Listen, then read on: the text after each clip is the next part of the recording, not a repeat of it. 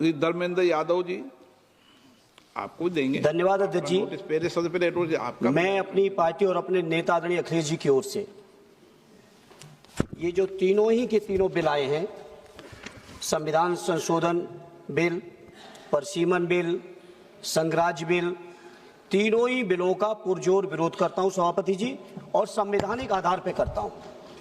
देश के संविधान में हम संसद को पावर इस बात की दी गई है कि संविधान की सुरक्षा करें, सुरक्षा करें, लेकिन सभापति जी आज एक ऐसे बिल आए हैं कि हम लोग संविधान को ही तोड़ना, मरोड़ना, फोड़ना चाह रहे हैं, और इसका हम समाजवादी पार्टी के लोग पुरजोर विरोध करते हैं।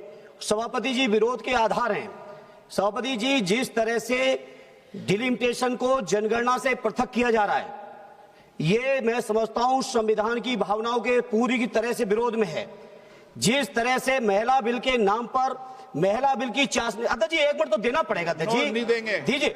ऐसे नहीं। महिला बिल की चाशनी के नाम पर जो हाल कश्मीर का हुआ है, आसाम का हुआ है, वही हाल पूरे देश के करने का जो प्रयास है, हम संपूर्ण विपक्ष की ओर से इसका हम पुरजोर विरोध करेंगे। सभापति जी एक आधी बात और, इस बिल के अंदर जब तक पिछड़े वर्ग की महिलाएं, जब तक मुसलमान भाइयों की महिलाएं नहीं शामिल की जाएंगी, हम समाजवादी लोग इसका साथ नहीं देंगे। और एक बात और स्पष्ट करना चाहता हूं, समाजवादियों से बड़ा महिलाओं का हितैषी इस देश की कोई पार्टी नहीं है।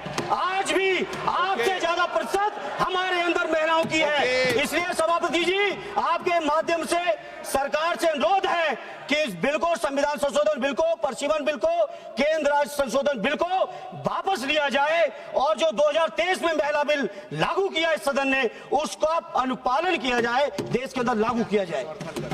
अब सब सीनियर सदस्य हैं, सबको बार बार टोकने का, रोकने का कहेंगे तो। माननीय सदस्य धर्मेंद्र यादव जी कह रहे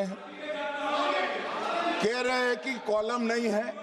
उनको मालूम पड़ना चाहिए कि अभी घरों की गिनती हो रही है और घरों की कोई जाति नहीं होती है।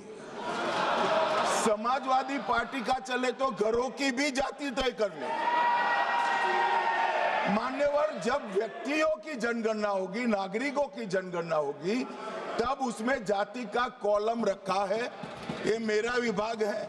मैं सदन को आश्वस्त करना चाहता हूं कि ये जनगणना जाति जनगणना के साथ ही होने वाली है। तीसरी बात, इन्होंने ये जो आपने समझाया कि नियम 72 की जो खिड़की है, वो हमें लेजिस्लेटिव कॉम्पिटेंसी पर और कॉन्स्टिट्यूशनल कॉम्पिटेंसी पर बोलने की ही इजाजत देती है।